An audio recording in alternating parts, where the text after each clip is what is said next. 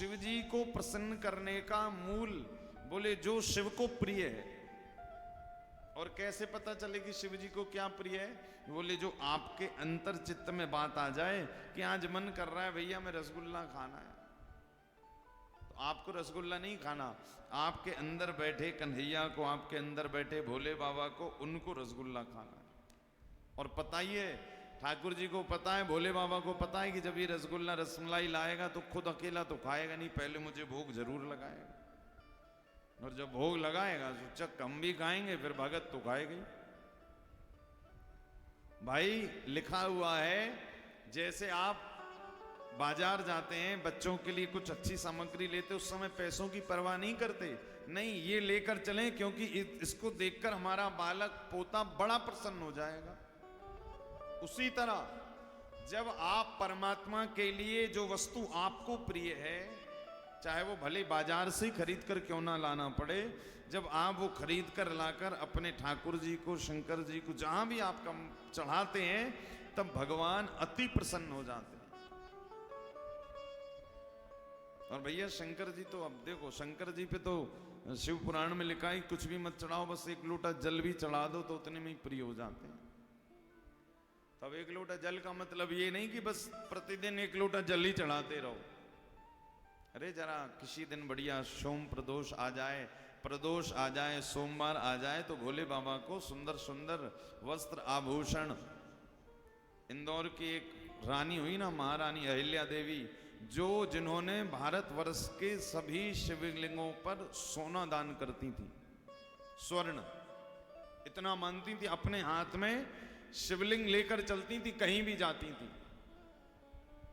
और कहते हैं जब अहिल्या देवी अपने एकमात्र राज्य की रानी साहिबा थी, तो जब कोई आदेश उनको प्रजा को सुनाना पड़ता, तो आदेश सुनाने के बाद लिख देती नीचे शंकर का आदेश, शिव का आदेश। तो इसी कारण शिव पुराण की कथा कह रही है, जब आप शंकर जी के 12 ज्योतिर्लिंगों में से कहीं पर भी जाएं, या ऐसे तीर्थ क्षेत्र में जाएं जहां पर शिवालय, शिव मंदिर है, वहां पर जाकर अपनी बहुमूल्य कीमती वस्तुएं शिव जी पर अर्पित करनी ही चाहिए। एक कथा आती है, राजा हर्षवर्धन हुए प्रयाग के पास, जिनकी बहुत बड़ी सल्तनत थी। तो उनके स्वप्न में एक बार शिव जी ने ये कहा कि हे राजा हर्षवर्धन, यदि आप प्रयाग में, जब माघ मेला लगता है, कल्पवास, बोले आप जाकर 1 महीने तक कल्पवासियों को भोजन वस्त्र की व्यवस्था करिए। ये ऐसा नियम है पुराणों का, शास्त्रों का। क्या कि जब आप किसी भी तीर्थ में जाएं, अधिकतर जब शिव मंदिर जाएं, तो जरूर अपनी बहुमूल्य कीमती वस्तु भोले बाबा को या तो स्पर्श करें, यदि सामर्थ्यवान है तो उन पे समर्पित करें। तो राजा हर्षवर्धन प्रयाग में कल्पवासियों के लिए अन्न क्षेत्र की सेवा की 1 महीने तक।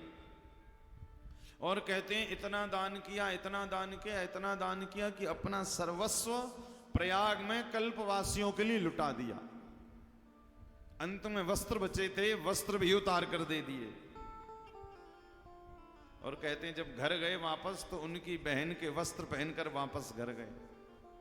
और लिखा हुआ है कि जब वापस घर पहुंचे, तो भोले बाबा की कृपा से पहले से भी ज्यादा सुख, ऐश्वर्य, संपत्ति, वैभव, जब दोबारा हर्षवर्धन अपने राज्य में पहुंचे तो उन्होंने जाकर देखा, गदगद हो गए। रात्रि में भगवान शिव ने फिर से स्वप्न दिया, बोले मैं तुझे ये देना चाहता था, किंतु तेरा ये पुण्य अभी तक तेरे खाते में जमा नहीं था, आज से तेरा ये पुण्य खाते में जमा हो गया कि तूने प्रयाग में प्रयागवासियों को इतना भोजन पानी कराया। आज से जब तू जो चाहेगा राजा हर्षवर्धन, तुझे मैं शिव प्रदान करूंगा, अभीष्ट को देने वाले। इसी कारण शिव पुराण में कहते हैं ना भैया, कुछ करो ना करो, नमः शिवाय का जप तो करते ही रहो।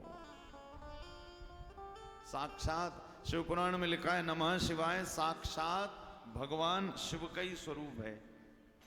या तो आप ओम ओम कहें या नमः शिवाय नमः शिवाय।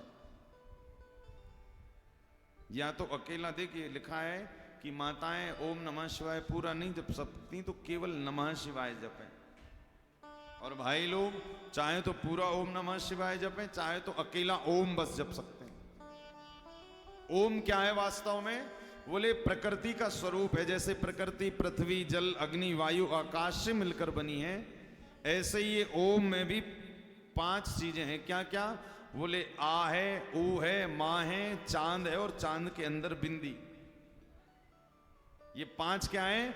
बोले ब्रह्मा विष्णु रुद्र महेश्वर और शिव। इसी कारण शास्त्र कह रहे चाहे नमः शिवाय जपो चाहे अकेला ओम जपो। लिखा हुआ है जो शंकर जी की पिंडी रहती है, पिंडी के उत्तर से आ शब्द आता है। पिंडी के उत्तर से आ शब्द, पश्चिम से ऊ, और दक्षिण से मां शब्द, पूर्व से आता है चांद, और जो शिवलिंग का बीच का भाग होता है बोले वो साक्षात बिंदु का स्वरूप होता है। तो ओम का अर्थ है साक्षात शिव। इसी कारण जब शिव मंदिर जाओ, भजन कहीं पे भी जाओ, तो कहते हैं, शिव पुराण की कथा रहती है कि सांस में ओम ओम ओम ओम ओम चलते रहना चाहिए। या माताएं क्या कहती रहे? नमः शिवाय नमः शिवाय नमः शिवाय। नमः शिवाय भी भगवान शिव के 5 मुखों से प्रकट हुआ है। इसी कारण ओम ना कह पाए तो नमः शिवाय नमः शिवाय। ओम और नमः शिवाय दोनों एक ही है। नमः शिवाय से गायत्री प्रकट हुई, गायत्री से वेद प्रकट हुए, और फिर वेद से करोड़ों मंत्र प्रकट हो गए। इसी कारण जब बिल्व पत्र चढ़ाएं विशेषता माताएं तो क्या कहकर नमः शिवाय नमः शिवाय नमः शिवाय। अच्छा, शास्त्रों में शिव पूजन की इतनी महिमा क्यों बताई? कारण है क्योंकि सबसे जल्दी प्रसन्न होने वाले देवता कौन है? शंकर जी। किस पे प्रसन्न हो जाते हैं? बोले भैया कोई देवता आ जाए, कोई मानव आ जाए, और बोले कोई दानव भी आ जाए तो उस पर भी कृपा कर देते हैं। बोले किसी दानव पे, एक बार भस्मासुर की कथा सुनी ना आपने? जा रहा था तपस्या करने के लिए, नारद जी मिल गए। बोले जी ये बताओ कौन से भगवान जल्दी प्रसन्न होते हैं? तो नारद जी ने कहा कन्हैया तो होंगे नहीं, तुम पे तो और नहीं होंगे।